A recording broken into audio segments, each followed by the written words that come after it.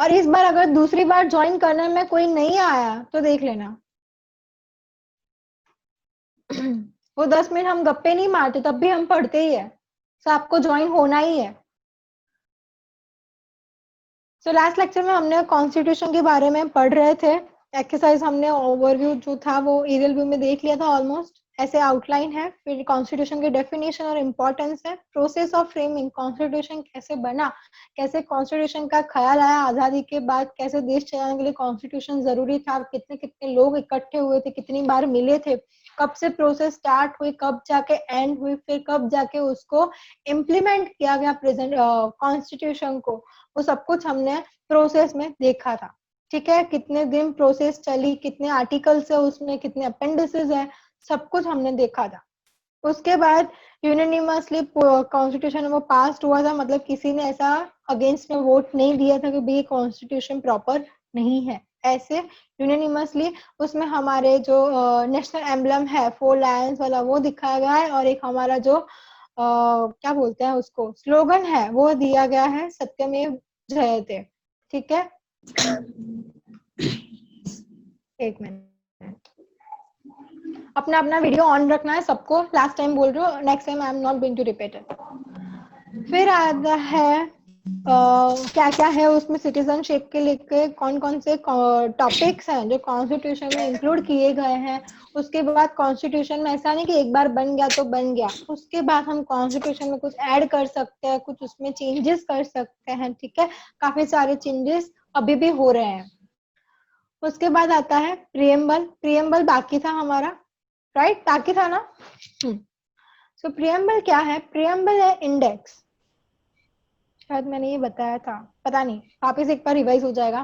Preamble हमारा constitution का index है, इंडेक्स मतलब कि हमारे आगे सब कुछ हम बता देता है कि हमारी बुक में क्या है, सेम वे प्रियम्बल में बता देता है कि कॉन्स्टिट्यूशन में क्या क्या टॉपिक्स इंक्लूड किए गए हैं ऊपर ऊपर से।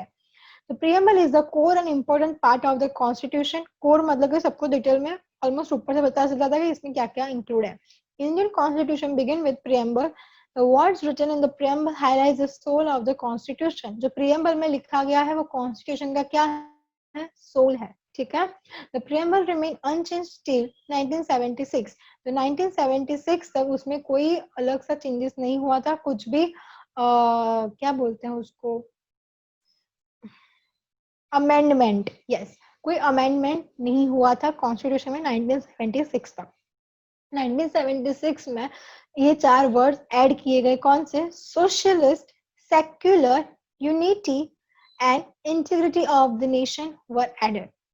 ठीक है, ये 4 वर्ड्स एसक्यू में आ सकते हैं कि which 4 words are were included in the 1976 in constitution. दो आपको याद होना चाहिए, इसमें कुछ आप अपना ऐड नहीं कर सकते भाई, ये 4 वर्ड्स लिखो, आपका 1 मार्क फाइनल हो गया, socialist, secular, unity and integrity of the nation. ठीक है, next, the preamble verbalizes the fundamental objectives of the Constitution, aims, ideas and principles. तो preamble में क्या है, फंडामेंटल ऑब्जेक्टिव है किसके, कॉन्स्टिट्यूशन क्यों बनाया गया है उसके ऑब्जेक्टिव है, हमारे एम्स क्या क्या है ये बनाने के लिए, हमारे आइडियाज क्या क्या है, जो इंडेक्स है कि भाई हमने इस ये टॉपिक हमारे कॉन्स्टिट्यूशन में ऐड किया है, और हमारे प्रिंसिपल्स क्या है कंट्री के। जैसे कि आप ऊपर देखो जो वर्ड्स यूज किया गया है, सेक्युलर मतलब कि ये कंट्री कोई धर्म जो रिलीजन है उसको ऐसा नहीं बोलता है कि भाई हमारी कंट्री का रिलीजन है इसके लिए कोई स्पेसिफिक रूल्स या रेगुलेशंस होंगे, हम सेक्युलर हैं, ऐसा हमारे कॉन्स्टिट्यूशन में लिख दिया गया है। फिर है therefore the preamble straightway gives a clear insight of the rule of welfare, तो जो हमारा प्रियम्बल है वो क्या दिखाता है, रूल ऑफ वेलफेयर है, मतलब कि लोगों के लिए जो कल्याण होना चाहिए, लोगों का भला होना चाहिए, वही हमारा उद्देश्य है, किसी को नुकसान पहुंचाना हमारा उद्देश्य नहीं है।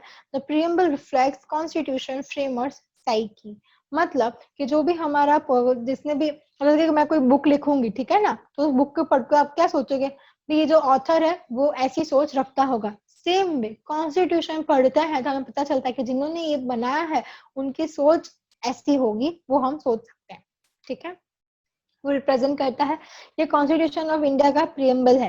ये देखो यहाँ पे ये ऐसा फोटो था, मैंने इसको यहाँ पे जूमिंग करके थोड़ा रखा है, जिसमें कुछ वर्ड क्या क्या है, we the people of India having sovereign, यानी क्या ही लिखा है, solemnly resolved to constitute India into a sovereign socialist secular democratic republic and to secure to all its citizens. Sovereign मतलब ये हमारा सार्वभौमत्व है, मतलब हम हमारे डिसीजन खुद ही लेंगे। ये सोवरेन वर्ड क्यों इंक्लूड किया गया है? आपको पता है कि ब्रिटिशर्स ने हमारे पे रूल किया, सेम वे ऑस्ट्रेलिया पे भी किसी ने रूल किया है, ठीक है। तो आई थिंक जो ब्रिटिशर है, बट मुझे पक्का याद नहीं, मैं श्योर नहीं हूँ। तो उसमें कैसा हम हमारा डिसीजन लेते हैं, हमें किसी और को पूछने की जरूरत पड़ती है हमारे कंट्री, जैसे कि आज पीएम मोदी ने डिसीजन लिया तो वही लेंगे ना, वो किसी और कंट्री से पूछने जाएंगे? बट आज भी ऑस्ट्रेलिया कुछ डिसीजन लेने के लिए जो ब्रिटिश की इंग्लैंड की क्वीन है, उनको उनका कुछ चाहिए सर्टिफिकेट कि हाँ भी उन्होंने भी डिसीजन में अपना यस और नो रखा है, ऐसा कुछ मैंने कहीं पे पढ़ा हुआ है। बट हम क्या है, हम सोवरेन है, सोशलिस्ट है, समाजवादी है, हम कैपिटलिस्ट नहीं है कि हमारे पैसा बहुत इंपॉर्टेंट है, सेक्युलर, किसी रिलीजन को हम लोग प्रेजेंट नहीं करते हैं, डेमोक्रेटिक है ऑब्वियसली है, और रिपब्लिक है। Justice, social, economic and political liberty of thought, expression, belief, faith and worship, हम सबको लिबर्टी दी गई है। Equality of status and opportunity, आप सोचोगे इक्वालिटी लिखा हुआ है तो रिजर्वेशन क्यों है? रिजर्वेशन है तो सबको इक्वल चांस नहीं मिलता है ना, बट ये सब भी कॉन्स्टिट्यूशन में लिखा गया है कि इस चीज को इक्वालिटी में इंक्लूड क्यों नहीं किया गया है, ठीक है। फिर आता है and to promote among them all fraternity, assuring the dignity of the individual and the unity and integrity of the nation. तो जो भी हमारे देश के लोग हैं उनको सबको यूनिटी में रहना है। In our constituent assembly this 26th day of November 1949 to hereby adopt, मतलब कि ये कॉन्स्टिट्यूशन का लास्ट डे है, जो उनकी मीटिंग्स होती थी वो लास्ट मीटिंग है, उसमें उस दिन ये लिखा गया है, अभी तक इम्प्लीमेंट नहीं हुआ है। To hereby adopt, enact and give to ourselves this constitution, ठीक है। तो हम ये कॉन्स्टिट्यूशन हमने बनाया है, ऐसा लिखा है, ये है प्रियम्बल, ठीक है। अब आता है इम्पोर्टेंस ऑफ प्रियम्बल। प्रियम्बल मतलब कोई बुक की जो इंडेक्स है वो क्यों इम्पोर्टेंट है, सेम वे प्रियम्बल जो कॉन्स्टिट्यूशन का है वो क्यों इम्पोर्टेंट है। The preamble as a soul of the constitution. किसका भाई माइक चालू हुआ है, क्या प्रॉब्लम है? Now it's all right.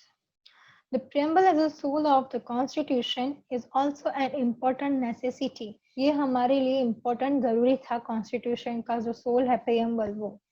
क्यों? To understand the framing of any law or its interpretation, preamble gives proper guidance. तो जो preamble है वो कोई भी law को समझने के लिए proper guidance देता है। To understand the policy behind the framing of any law, मतलब ऊपर क्या है, लॉ को समझने के लिए, नीचे क्या है, लॉ जो बनाया है उसमें कौन सी पॉलिसीज है, वो लॉ में क्यों इंक्लूड की गई है पॉलिसीज, उसको समझना है, जिसमें preamble plays an important role. Next, the preamble is a useful tool to avoid the trouble. सबको एक का एक अलग अलग वर्ड्स लिए गए हैं। अवॉइड द ट्रबल मतलब समझने में जो मुझे मुश्किलियां हो रही है वो मुश्किलियां दूर करता है। In the interpretation of the constitution, ठीक है। तो किसी लॉ को इंटरप्रेट करना बहुत मुश्किल होता है, चाहे कोई भी लॉ हो, तो उसकी जो पढ़ने में मुश्किलें आती है समझने में, वो दूर करता है। When any ambiguity or obscure details in law arises, preamble helps in understanding and interpreting law. Same ऊपर वाला ही है, अगर कोई मुझे मुश्किलें होती है, कोई डाउट होता है, कोई कंफ्यूजन होती है, तो मुझे preamble हेल्प करता है। Thus, preamble serves as a compass to understand the provision of constitutional law. मतलब कि कंपास जो होता है, जो हमें डायरेक्शन बताता है कि नॉर्थ है ईस्ट है, वैसे ही कंपास का काम करता है प्रियम्बल कॉन्स्टिट्यूशन के लॉ को जो समझने के लिए। Preamble is the Nations unity, integrity and it's standard crust of brotherhood. एक ट्रस्ट है हमारा, स्टैंडर्ड क्रस्ट है हमारे ब्रदरहुड का, जो हमारे अलग अलग रिलीजन के जो सिटीजन्स हैं उसमें, उसके लिए, ठीक है। फिर आता है preamble citizens who are having noble sentiments and ideals, मतलब हमारे sentiments जो भी ideals हैं उन सबके बीच में यूनिटी कैसे रखनी है, इंटीग्रेट कैसे होना है सबको, और ये सब है। Preamble is backed by high ideals and goals. Preamble में काफी हाई उच्च विचार है और उच्च गोल रखे गए हैं। नेक्स्ट आता है pillars of preamble. Last time हमने किया मुझे ऐसा क्यों लग रहा है ये हो गया था, नहीं किया था, ठीक है। The words described in the preamble are we the people of India, sovereign, ये सब preamble के वर्ड है जो हमने आगे वो फोटो में पढ़े। सोवरेन है हम लोग, सोशलिस्ट है, सेक्युलर है, डेमोक्रेटिक है, रिपब्लिक है, जस्टिस है, मतलब कि न्याय है जो उसको भी इम्पोर्टेंस दिया गया है, इसीलिए वो न्याय की जो मूर्ति है उसके आगे वो पट्टी बंदी होती है कि कोई भेदभाव नहीं होगा, न्याय को कोई भेदभाव कोई बायस के बिना ही करा जाएगा, ठीक है। हमारे जस्टिस को लेकर हमारे जो बुक्स है उसमें क्या लिखा है कि एक गुनेगार सॉरी 100 गुनेगार जो है, 100 जो क्रिमिनल्स है वो छूट जाएंगे तो चलेगा, बट जो एक इनोसेंट है उसको सजा नहीं होनी चाहिए, ठीक है, ये लिखा हुआ है। फिर है जस्टिस के बाद है लिबर्टी, उसके बाद है फ्रेटर्निटी और उसके बाद है इक्वालिटी। तो ये जो है here we will study the following three main pillars of the preamble। यहाँ पे हमें 3 ही पढ़ना है डिटेल में, बाकी सब नहीं पढ़ना है, बट बाकी जो कितने हैं 1 2 3 4 5 6 7 8 9 9 है, सबको याद रखना जरूरी है 9 ये 2 मार्क्स में पूछ सकते हैं कि कौन कौन से पिलर्स प्रीएम्बल में है, तो 9 वर्ड्स वर्ड फॉर वर्ड आने चाहिए। इसमें कोई आप अपना वर्ड ऐड नहीं कर सकते यार, जस्टिस का जुडिशरी ऐड कर, जैसा नहीं हो सकता, जस्टिस का फिर जस्टिस ही रखना है, ठीक है। फर्स्ट है डेमोक्रेसी। डेमोक्रेसी इधर कहाँ है, ये डेमोक्रेटिक है, यहाँ से फर्स्ट है। डेमोक्रेसी क्या है, डेमोक्रेसी है कि सबके पास पावर्स है। आप सोचोगे आपके पास पावर कैसे है, जब आप 18 प्लस होते हो तो आपके पास पावर है वोट करने का, आपके पास पावर है आपके कंट्री का जो रिप्रेजेंटेटिव है उसको चुनने का, ठीक है। सो हमारे सबके पास पावर है, वही डेमोक्रेसी है। So the ultimate sovereignty of power is with the people according to Indian constitution. People के पास है power. There is no particular regime of any one particular person. Instead, it is with the people. मतलब कि किसी specific person के पास नहीं है, सबके पास। Democracy, the word is derived. ये MCQ में आ सकता है। Democracy arrived from which word? From the Greek word demos. Demos means people and kratos means power. मतलब के पीपल का पावर जो लोगों के पास है, सो डिमोस प्लस क्रिटोस। सो मैं ये एसक्यू में भी पूछ सकती हूँ, डिस्क्राइब द वर्ड डेमोक्रेसी, तो आप डेफिनेशन से पहले ये यूज कर सकते हो कि it's derive from Greek word demos and kratos. Demos means peoples and kratos means power. country's power is not within a group of people, instead it is within the people of the country। मतलब किसी group of people या particular किसी इंसान के पास नहीं, सबके पास है, सारे लोगों के पास। Democratic state administration is such an arrangement in which there is equal just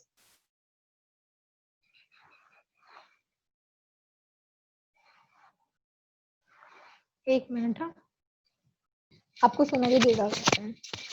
Country's power is not, ये हो गया। Democratic state administration is such an arrangement, एक ऐसी arrangement है democratic state की जो equal justice provide करती है socially, economically, politically and having equal rights of participation। मतलब इलेक्शन में खड़ा रहना है, आप कोई भी खड़े रह सकते हो 21 एज बाद के, ठीक है। सो इक्वल राइट्स है, कोई ऐसा नहीं है कि भाई इतनी प्रॉपर्टी हो वही खड़ा रह सकता है, कि ये रिलीजन का हो वही खड़ा रह सकता है, ठीक है। इकोनॉमिकली आप पुअर हो रिच हो उससे किसी को मतलब नहीं है। आप सबके पास पढ़ने, जैसे कि आपकी स्कूल है उसमें ऐसा लिखा है कि भाई आपके फादर की इनकम इतनी हो तो ही आप स्कूल में एडमिशन ले सकते हो, नहीं ना, आप हर चीज में पार्टिसिपेट कर सकते हो। सोशली आप किसी फेस्टिवल में पार्टिसिपेट कर सकते हो, ऐसा नहीं कि आप हिंदू हो कि मुस्लिम हो तो आप ये फेस्टिवल में पार्ट नहीं ले सकते, ठीक है। तो सोशली और सब जगह हमें इक्वल राइट्स है पार्टिसिपेशन के। In democratic India, people elect their leaders through their choice by casting vote to represent those leaders in parliament. So parliament में जो हमारे leaders हैं उनको हम choose करते हैं, and thereafter assuming the post of prime minister and his or her cabinet। ठीक है, समझ में आता है? बोलो खुशी, बोलो बोलो। रिजाइन का मतलब क्या है? कहाँ था रिजाइन? ये इधर ही था ना। डेमोक्रेसी वाले में सेकंड डेमोक्रेसी सेकंड पॉइंट। मतलब कि कोई भेदभाव नहीं है किसी पर्टिकुलर इंसान के लिए, और अगर आपको वर्ड फॉर वर्ड मतलब ढूंढना है तो रुको।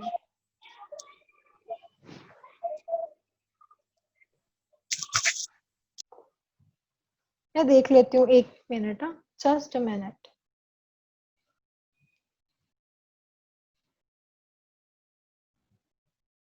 रिजाइन मतलब शासन, किसी को रूल करना। तो किसी को रूल करने के लिए कोई पर्टिकुलर रूलर नहीं है यहाँ पे, ऐसा कोई किंग विंग नहीं है, अब सिर्फ डेमोक्रेसी है। उसके बाद है executives do not have absolute power, किसी के पास सारे एब्सोल्यूट पावर नहीं है। They are given specific limit, time limit, मतलब कि अभी जैसे कि मोदी आ गए, ठीक है, तो अब ऐसा मोदी कर दें कि भाई 20 साल तक मैं ही रहूंगा, ऐसा है नहीं है ना। उनके पास स्पेसिफिक टाइम लिमिट है, जैसे कि 5 इयर्स, तो वो 5 इयर्स के लिए हो सकते हैं, ठीक है। Similarly the voters elect state and local level government, तो हम स्टेट लेवल की गवर्नमेंट भी हम चुनते हैं और लोकल लेवल की गवर्नमेंट भी हम चुनते हैं। Hence, the democracy means by the people, for the people and of the people. मतलब कि डेमोक्रेसी क्या है, हमसे ही होती है, हमारे लिए ही होती है और हमारी ही होती है, हमारे थ्रू होती है, हमारे लिए होती है और हमारी होती है। By the people, for the people, of the people. Cabinet consist members of parliament, जो कैबिनेट होती है वो क्या है, पार्लियामेंट के जो मेंबर्स है उससे बनती है। सारे मेंबर्स पार्लियामेंट के नहीं आ जाते, बट जो कैबिनेट के जो मिनिस्टर्स है वो पार्लियामेंट के मेंबर होने जरूरी है, जिसको हम इलेक्शन में हम चुनते हैं, ठीक है। और फिर जो पीएम होगा वो डिसाइड करेगा उसको कौन कौन से मिनिस्टर इसमें से बनाने हैं, किसको कौन सा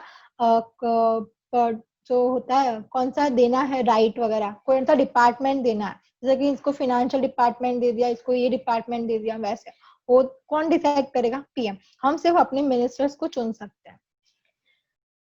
फिर है any citizen of India who possess required constitutional eligibility can contest election, मतलब कि कोई भी जो सिटीजन है इंडिया का वो कॉन्स्टिट्यूशनल एलिजिबिलिटी कैन जो समझता हो वो इलेक्शन कर सकता है, मतलब वही जो मैंने बोला था, आप इलेक्शन लड़ सकते हो। Ministerial positions are not acquired hereditary, मतलब कि सीएम का बेटा सीएम नहीं बनेगा, समझ गए। फिर है each elected government has 5 years of tenure, हर एक गवर्नमेंट के पास 5 साल का टेन्योर होता है, 5 साल तक वो काम कर सकते हैं। This government work under the principle of constitution and therefore it is known as responsible government. तो ये जो गवर्नमेंट जो भी काम करती है वो कॉन्स्टिट्यूशन के प्रिंसिपल को ध्यान में रख के काम करती है कि वो प्रिंसिपल्स को हार्म नहीं होना है, उनको वायोलेट नहीं करना है, तो वो जो गवर्नमेंट होती है उसको रिस्पॉन्सिबल गवर्नमेंट बोलते हैं। उसके बाद है sorry the democratic government is based on liberty, equality and feeling of fraternity and continuously work to achieve these goals। मतलब कि जो गवर्नमेंट होती है ऐसा नहीं कि भाई 1 साल काम कर दिया अब 4 साल जेल से करो, उनको कंटिन्यूस काम करना पड़ता है। The constitution disseminates the power to people to cast their vote according to their free will and thereby insist confidence in the constitution। सबको फ्री विल है, जिसको आपको वोट करना है आप उसे कर सकते हो, कोई आपकी जबरदस्ती नहीं कर सकता, ठीक है। सबके पास पावर है ये अपने वोट करने का। The Constitution of Democratic India renders fundamental rights, principles of political directions, parliament, member of assembly, independent and impartial justice, and election commission are those provisions which make our country democratic in every means। मतलब कि जो हमारे constitution है उसमें बहुत सारे articles है, appendices है, ठीक है। बट उसमें जो ये है आर्टिकल्स फंडामेंटल राइट्स दिए गए हैं जो 6 या 7 है, वो ये जो ग्रीन फॉन्ट्स में मैंने लिखा है वो क्या दिखाते हैं कि हमारा कंट्री डेमोक्रेटिक है। तो फंडामेंटल राइट्स मतलब कि लोगों के लिए लिखे होंगे ना कि भाई मेरा राइट है, मैं कुछ भी बोल सकती हूँ, मेरा ये राइट है, ठीक है, मैं कहीं पे भी रह सकती हूँ, वो भी मेरा राइट है। तो वो दिखाते हैं कि भाई लोगों के पास ये सब राइट्स है। फिर है पॉलिटिकल डायरेक्शन प्रिंसिपल उसके, मतलब कि आप कोई भी पार्टी आप चाहो तो आप पार्टी बना सकते हो, आप इलेक्शन में खड़े रह सकते हो, ऐसा कोई आपके ऊपर कोई प्रतिबंध नहीं है, आपके ऊपर कोई ऐसा कोई आपको कोई रीजन नहीं दिखा आप नहीं कर सकते ऐसा। फिर है पार्लियामेंट, तो पार्लियामेंट क्या है, हम लोगों ने भेजा है वहां पे मेंबर्स, तो उसमें भी पब्लिक आ गई, डेमोक्रेसी। फिर है मेंबर ऑफ असेंबली, असेंबली के जो मेंबर्स है वो भी हमने चुने हैं। फिर है independent impartial justice, independent impartial justice मतलब कोई भेदभाव नहीं होगा, जो न्याय होगा वो स्वतंत्र होगा, कोई उस पर डिपेंडेंट नहीं है किसी जस्टिस और कोई लॉयर पे या किसी पे, ठीक है, वो पूरी तरह से इंडिपेंडेंट है और कोई भेदभाव नहीं है इसमें। तो ये भी क्या है कि सबको इक्वल अपॉर्चुनिटीज है जस्टिस में भी। तो ये भी डेमोक्रेसी दिखाता है। और इलेक्शन कमीशन, इलेक्शन हो रहा है, इलेक्शन कैसे हो रहा है, पब्लिक से, तो वो भी दिखाता है कि हम हमारी कंट्री में डेमोक्रेसी है। तो ये सब ऐसे दिखाता है। एडल्ट सफरेज मीन्स, अब एडल्ट सफरेज ये टर्म है, उसका मीनिंग ये डेफिनेशन आएगा एग्जाम में, लिख लेना है, याद रखिए। Means citizen above 18 years of age, जो भी 18 ईयर्स के ऊपर है वो एडल्ट सफरेज ऐसा टर्म दिया गया है। कैन कास्ट हिज और her vote to one's choice of leaders, मैं मेरी चॉइस के लीडर्स को वोट कर सकती हूँ after age of 18 without discriminating, कोई डिस्क्रिमिनेशन नहीं है कास्ट का, जैसे कि मैं हिंदू हूँ तो मैं हिंदू को ही वोट करूंगी, ऐसा नहीं है। Discriminating caste, creed, religion, language, कोई संप्रदाय ऐसा कुछ भी नहीं है कि भाई ये स्वामीनारायण वाला तो उसको वोट कर दो, कोई धर्म नहीं है, लैंग्वेज नहीं है, जैसे कि मैं हिंदी बोलती हूँ तो मैं जो हिंदी बोलता होगा उसी को वोट करूंगी, भले ही गुजराती बोलता हूँ ज्यादा डिजर्विंग हो, पर ऐसा भी नहीं है, ठीक है। जेंडर, मैं लड़के तो लड़के को ही वोट करूंगा, ऐसा तो बिल्कुल भी नहीं हो सकता। एजुकेशन, एजुकेशन तो वैसे होना चाहिए बट इसमें नहीं है कि कोई ज्यादा पढ़ा लिखा हो तो उसको ही वोट करेंगे, ऐसा नहीं हो सकता, काम कोई कैसा करता है वैसा है इसमें। एंड इनकम और बर्थ प्लेस, किसी की इनकम ज्यादा हो तो चलो भाई उसको वोट कर दिए, बहुत रिच है इसलिए बहुत काम करेगा, बहुत पैसे सोसाइटी को देगा, ऐसा नहीं हो सकता, ठीक है। और बर्थ प्लेस, अगर मैं राजस्थान की हूँ जैसे कि, तो मैं राजस्थान का जो होगा उसको ही वोट करूंगी, ऐसा नहीं हो सकता, ठीक है। सो ये एडल्ट सफरेज है कि उसमें ये हम पॉइंट्स है इसमें कंसिडर किए गए हैं। But it is essential that citizens are enlisted in the electoral list। मैं भले ही 18 प्लस हो गई हूँ बट मेरे पास इलेक्शन का जो वोटिंग कार्ड है वो है ही नहीं, तो मैं वोट नहीं कर सकती, ठीक है। जो इलेक्टोरल लिस्ट है जिसमें 18 प्लस के सारे नाम हो ऐड हुए हुए हैं वही लोग वोट कर सकते हैं। अब आप 18 प्लस हो गए बट आपने अपना नाम लिखवाया ही नहीं तो आप वोट नहीं कर सकते बिकॉज आपका नाम इलेक्टोरल लिस्ट में है ही नहीं। फिर आता है सोशलिस्ट, सोशलिस्टिक मतलब कि सोसाइटी को ध्यान में रखते, सोसाइटी सेंटर में हो, लोग सेंटर में हो, वैसा। In the year of 1976 by 42nd Indian Constitution Amendment, Constitution of India added in the 42nd Amendment the word socialist। जो 4 वर्ड्स ऐड हुए थे उसमें एक सोशलिस्ट था, ये लिंक होना चाहिए। Most of the provisions in the Constitution of India directly or indirectly show social revolution which brought social and economic equality and further the aim of welfare state। मतलब कि जितने भी कॉन्स्टिट्यूशन के provision है वो directly और indirectly क्या show करते हैं कि जो भी हमारा कंट्री है उसमें सोशल रिवॉल्यूशन हुआ है और सोशल और इकोनॉमिक एक्टिव इक्वालिटी है उसमें, और जो एम है वो क्या है, वेलफेयर स्टेट का, ठीक है। ये आगे आ गया था वेलफेयर, सोसाइटी के वेलफेयर के लिए ही हम काम करते हैं। मैंने बोला कि ये पॉइंट सेंटर में रखना है, वही है socialistic. The principles of socialistic pattern directs social, economic and political equality for citizens as given in the preamble। preamble में ये इक्वालिटी दी गई है कि ये 3 चीजों में इक्वालिटी होनी चाहिए। It is now regarded as a prime feature of the state. भले ही ये फीचर है, जो वर्ड है वो लास्ट में 42nd अमेंडमेंट में ऐड हुआ है ऑलमोस्ट 25 ईयर्स लेटर, बट फिर भी ये हमारा प्राइम फीचर है। उसके बाद आते हैं, it reflects that the India is committed to secure social, economic and political justice for all its people. India stands for abolishing all forms of exploitation as well as for securing equitable distribution of income, resources and wealth।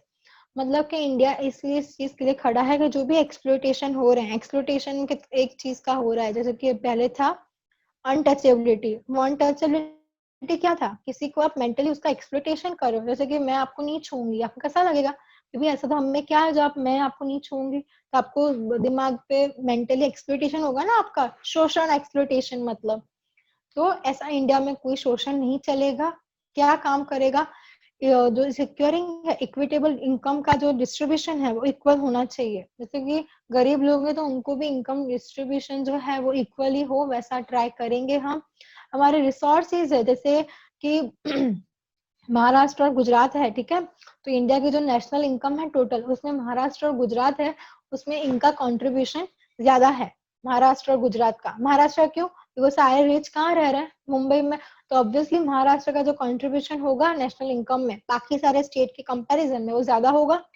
अब resources, जैसे कि देश के पास 1 lakh resources हैं, जैसे कुछ 1 लाख रुपए हैं, तो मैं ये तो नहीं बोल सकती ना भाई चलो मुंबई ज्यादा मुझे कमा के दे रहा है महाराष्ट्र, तो इसके 50,000 तो मैं इसको ही दे दूंगी। ऐसा नहीं हो सकता। रिसोर्सेज हमारे पास जो भी है उसका इक्वल डिस्ट्रीब्यूशन होगा, जो वेल्थ है उसका भी इक्वल डिस्ट्रीब्यूशन होगा। वो क्या है? सोशलिस्टिक है। मतलब कि जो 50 लोग हैं जो महाराष्ट्र जितने रिच नहीं है, तो उनको इम्प्रूवमेंट के लिए मैं कुछ तो करूंगी ना। समझ रहे हो? तो वो क्या है? सोशलिस्टिक वे है मेरा। ऐसा नहीं कि जो ज्यादा अच्छा है उसको ज्यादा अच्छा करना है, मुझे सबका सस्टेनेबल डेवलपमेंट करना है, सबका इक्वल डेवलपमेंट करना है, ऐसा इसमें लिखा है। Any one particular person should not have power over all assets. Instead, everyone should have equal opportunity by getting facilities and provisions from society, and thereby eliminating the discrimination of rich and poor. अगर हम सब कुछ equally बांटेंगे, सबको equal opportunity मिलेगी, सबको equal facilities मिलेगी, तो ही क्या होगा, जो रिच और पुअर का डिस्क्रिमिनेशन है उसको हम दूर कर पाएंगे। वरना तो क्या होगा, रिच लोग है वो पुअर को दबाएंगे। ये क्लियर है? ठीक है, तो हमें ये डिस्क्रिमिनेशन दूर करना है, इसीलिए हमें सोशलिस्टिक हमारा वर्ड लिखा गया है। Therefore, we can say that Constitution of India is a socialistic document. अब आते हैं सेक्युलरिज्म। सेक्युलर मतलब कोई रिलीजन वाला। इन द ईयर 1976, ये भी वही है, सोशलिस्ट के साथ ये भी दूसरा वर्ड ऐड हुआ था। वापस रीड नहीं कर रही हूँ मैं। India can never become one particular religious country as per the provisions of the constitution. अब आपको पता होना चाहिए कॉन्स्टिट्यूशन है हमारा, उसमें काफी सारे अलग अलग लॉ लिखे गए हैं, ठीक है। अब ऐसा लिखा गया है कॉन्स्टिट्यूशन में कि मैं ऐसा कोई लॉ नहीं बना सकती जो कॉन्स्टिट्यूशन का जो प्रीएम्बल है उसमें जो वर्ड्स लिखे हैं उसको मैं वायलेट करूं।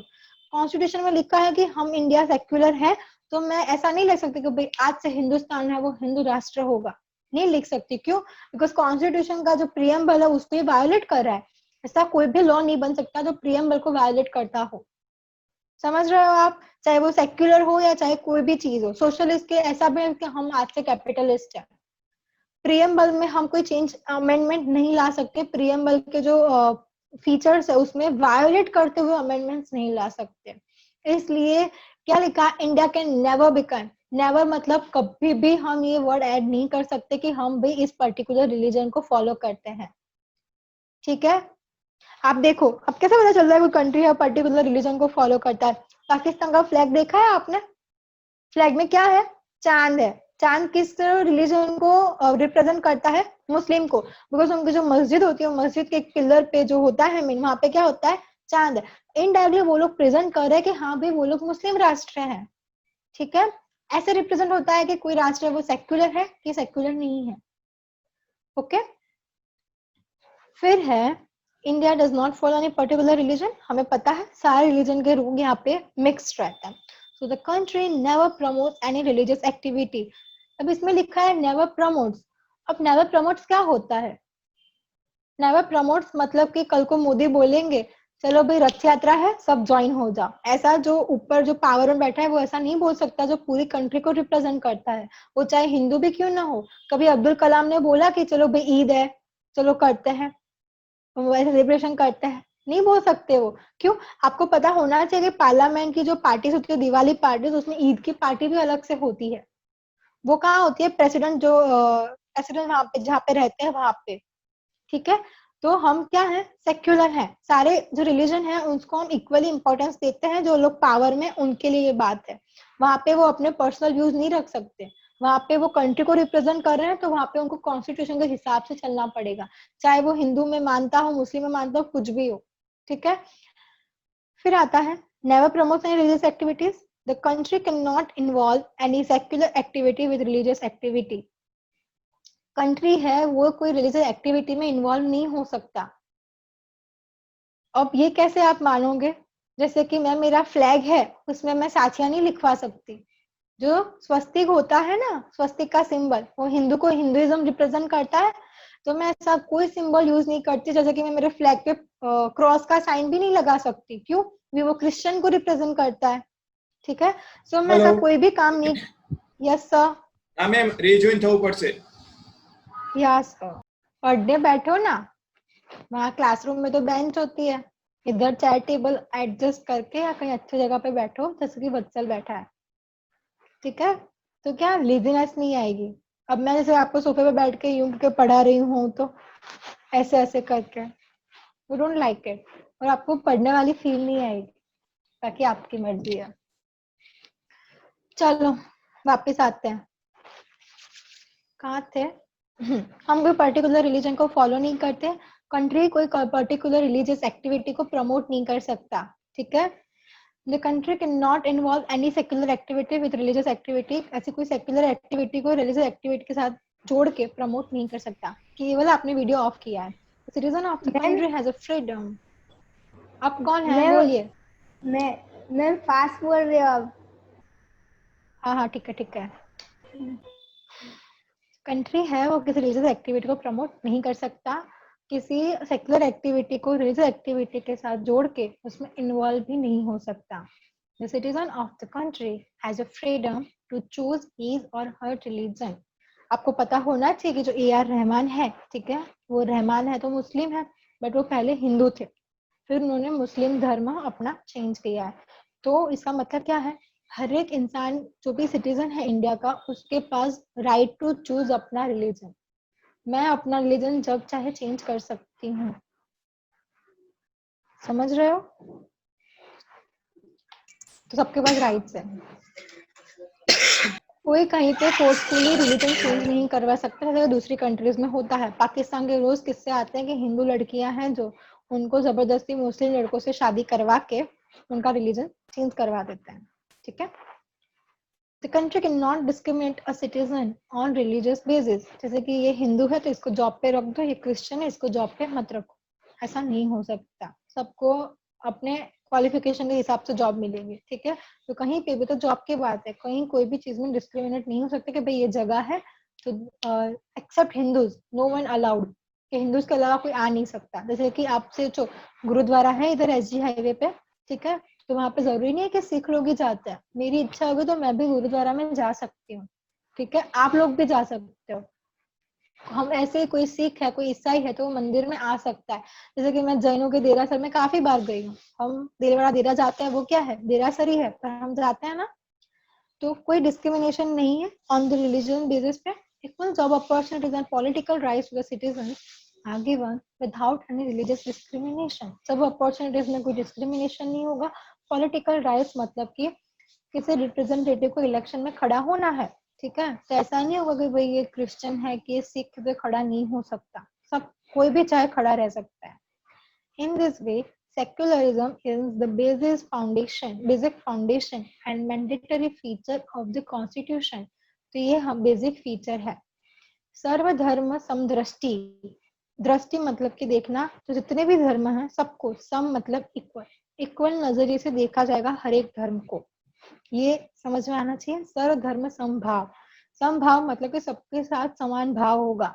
समान भाव मतलब कि चलो भाई हिंदू का त्योहार है सब लोग निकल पड़ो, मुस्लिम के त्योहार में आप मीडिया को कवरेज भी मत दो, आप कुछ सपोर्ट भी ना करो। जैसे कि मुस्लिम के ताजिया वगैरह होता है, ठीक है, तो यात्रा निकलती है उनकी, तो उनको रोड चाहिए, उनको परमिशन लेनी पड़ती है कि भाई ये रोड थोड़े टाइम के लिए बंद रहेगा, अब जो रूट है वो डाइवर्ट कर दो। ऐसा नहीं हो सकता, सबके लिए इक्वल अपॉर्चुनिटी है। जैसे कि हिंदू की रथ यात्रा निकलेगी तो भी वो फैसिलिटी मिलेगी, मुस्लिम के ताजिया होंगी, या सिख का भी कुछ मैंने देखा हुआ है, तो वो सिख की जो भी यात्रा होती है उस रोड पे निकलते हैं वो लोग रैली वगैरह, तो उनको भी सर्वधर्म समभाव, सबके लिए समान भाव रखा जाएगा, ठीक है।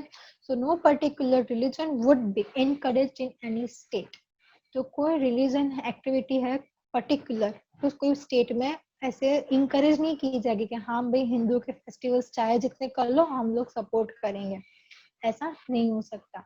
इसीलिए अभी रथ यात्रा पे भी तो बैन था ना कि हाँ पब्लिकली नहीं निकल सकती रोड पे, आप मंदिर में ही निकाल दो चलेगा कोरोना की वजह से। There is no prohibition on any citizen to propagate his or her religious belief, trust or faith. किसी के फेथ को हार्म नहीं कर सकते। आज मैं पब्लिकली आपके सामने मुस्लिम्स के खिलाफ बोलूं और आप में से कोई मुस्लिम हो तो उसको हर्ट होगा, तो मुझे ऐसे राइट नहीं है कि मैं किसी अलग रिलीजन के लोग हैं उसकी भावनाओं को हर्ट करूं, ठीक है। जो बिलीफ है, ट्रस्ट है उनका किसी भगवान में, मैं उसको, उनका जो फेथ है उसको मैं कुछ उनके खिलाफ नहीं बोल सकती, ठीक है। अब आता है basic features of the constitution, काफी लंबा है। उसके अलावा क्या है, रेसिड्यूरी पावर, ये है ना कॉन्स्टिट्यूशन के पॉइंट में इंक्लूड किया गया है, बट अगर एग्जाम में पूछते हैं बेसिक फीचर कॉन्स्टिट्यूशन क्या क्या है, तो उसमें रेसिड्यूरी पावर अलग से मतलब आप लिख नहीं पाओगे। अगर मैं आपको 2 मार्क में पूछती हूँ कि what do you mean by residuary power, ऐसा क्वेश्चन आ सकता है, ठीक है। भले ही मेरी स्लाइड में देखो यहाँ पे कौन करंट लिस्ट है, उसके बाद यहाँ पे 5th पॉइंट है वो वही है बेसिक फीचर का, ठीक है, बट उसमें आप रेसिड्यूरी पावर इस क्वेश्चन में ऐड नहीं करोगे, बट आपके बुक में ना चालू टॉपिक में ये ऐड किया गया है टर्म। तो अभी ये देख लेते हैं कि what do you mean by residuary power. The subjects are not specifically allotted to union और state are included in residuary powers. मतलब कि जो हमारा कॉन्स्टिट्यूशन है उसमें क्या है, यूनियन है, यूनियन मतलब कि जो सेंट्रल लेवल पे गवर्नमेंट है वो, और स्टेट है मतलब कि जो 29 स्टेट है उनके गवर्नमेंट, ठीक है। तो ऐसे जो टॉपिक्स अलोकेट किए गए हैं कि जैसे कि मिलिट्री, कि गुजरात की मिलिट्री कभी सुना है कि भाई गुजरात की मिलिट्री है, ये महाराष्ट्र की मिलिट्री है, नहीं हो सकती, ठीक है। क्यों? क्योंकि आर्मी है वो सेंट्रल लेवल को दिया गया है, यूनियन लिस्ट है उसमें इंक्लूडेड है। वैसे ही स्टेट के लिस्ट है, कुछ इनडायरेक्ट टैक्स है तो वो स्टेट का लिस्ट है, और वो सब आपको बाद में समझ आएगा, बट यूनियन का लिस्ट है वो अलग है और स्टेट का लिस्ट है वो अलग है। तो ऐसे टॉपिक्स जो रेसिड्यूरी पावर्स में ऐड किए गए हैं, जो इन दोनों को नहीं दिए गए हैं, ना उस टॉपिक को यूनियन को दिया गया है ना स्टेट को दिया गया है। Matters that are not included in the division of powers are known as residuary power। मतलब कि जो पावर का डिवीजन किया गया है, डिवाइड किया गया है, जो उसमें इंक्लूडेड नहीं है वो क्या है, residuary power. The central government is given the power to legislate on these residuary subjects। अब पावर किसके पास है, जो रेसिड्यूरी सब्जेक्ट्स है जिसको स्पेसिफाई नहीं किया गया कि भाई यूनियन क्या है या स्टेट का है, वो है सेंट्रल गवर्नमेंट के पास। अब आप बोलोगे यूनियन और सेंट्रल गवर्नमेंट तो सेम हुआ, पर ऐसा नहीं है, वो जब हम लिस्ट पढ़ेंगे ना तब पता चलेगा। तो ये क्या है, ऐसे टॉपिक्स जो स्पेसिफाइड नहीं है वो आते हैं सेंट्रल लेवल पे, ठीक है। मतलब कि आज को कोई ऐसा टॉपिक खड़ा होता है जो ना स्टेट को दिया गया है ना यूनियन को दिया गया है, तो अब वो किसको देने का टॉपिक सडनली, उस टाइम आप कॉन्स्टिट्यूशन में अमेंडमेंट चेंज करने बैठोगे कि भाई अभी पहले चेंज करते हैं बाद में डिसाइड करते हैं टॉपिक किसको देना है, ऐसा नहीं हो सकता। तो उसकी जो मेन रिस्पॉन्सिबिलिटी है अपर लेवल पे वो रहेगी सेंटर के पास, फिर सेंट्रल डिसाइड करेगा कि किसको रिस्पॉन्सिबिलिटी देनी है, हम रखेंगे या स्टेट को देंगे। Okay, the financial distribution of resources is done between union government and state government. अब जो जीएसटी है तो आप देखोगे हर एक स्टेट है उसका जीएसटी का जो कंट्रीब्यूशन है वो अलग अलग है। जैसे कि गुजरात के पास जीएसटी जितना इनकम रिकवर करता है, ठीक है, तो उसमें वो या तो 10% सेंट्रल को देगा या 20% देगा। ऐसे हर एक कंट्री के पास जो फाइनेंशियल डिस्ट्रीब्यूशन है वो अलग अलग, स्टेट का अलग अलग है।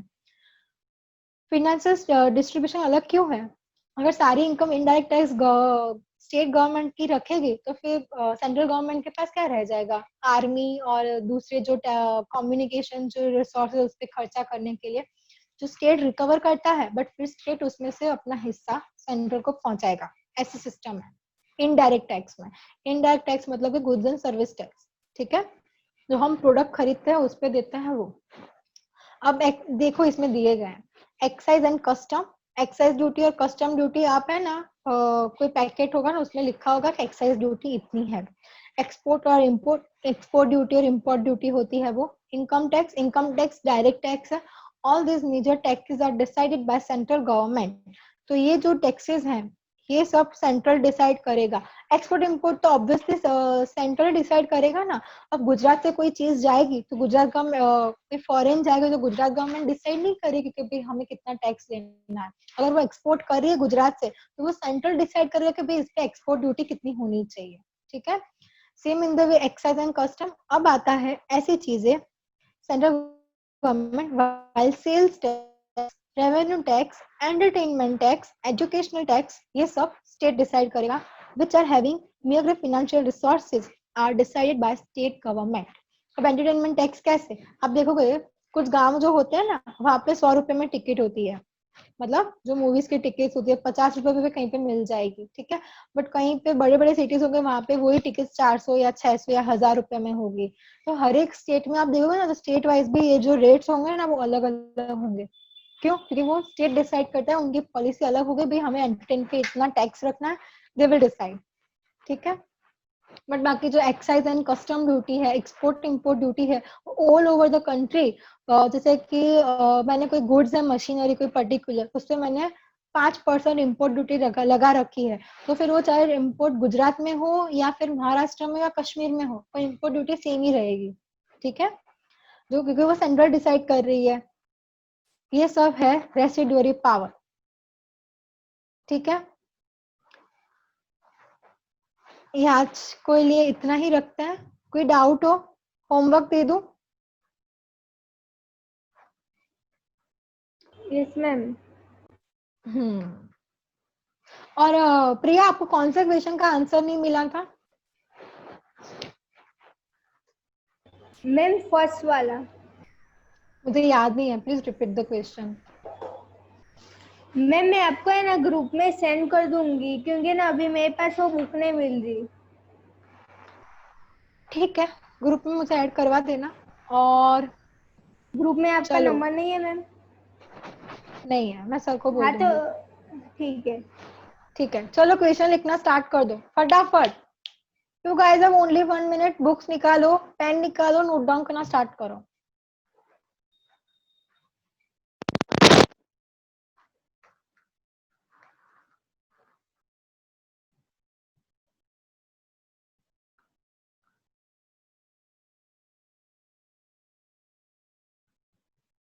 Are you ready? Should I start?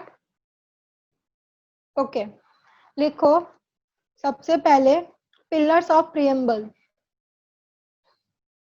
ये आएगा 2 मार्क्स में, जिसमें ये जो स्लाइड आपको दिख रही है वो पूरा आ जाएगा, बस उतना ही आएगा, इसके अलावा कुछ नहीं आएगा। अब लास्ट लाइन मत लिखना, here we will study the following 3 main pillars. मैंने सिर्फ पिलर्स पूछा है, वो जो 9 है वो लिख देना है, ठीक है। नेक्स्ट क्वेश्चन है democracy, 5 marks. What do you mean by democracy? Elaborate, explain the democracy related to India. फिर है एक बार रिपीट कर दो। एक्सप्लेन डेमोक्रेसी, बस। एक्सप्लेन सेक्युलरिज्म, ये 3 मार्क्स में आएगा।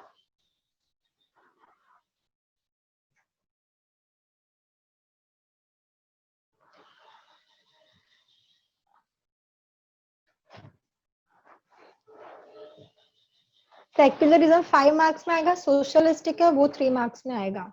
एक्सप्लेन सोशलिस्टिक, ये 3 मार्क्स में आएगा। फिफ्थ है इम्पोर्टेंस ऑफ प्रियम्बल, ये भी आएगा 3 मार्क्स में। 3 मार्क्स में आएगा मतलब कि यहाँ पे 8 पॉइंट। यस, आवाज नहीं आ रहा भाई, कौन है?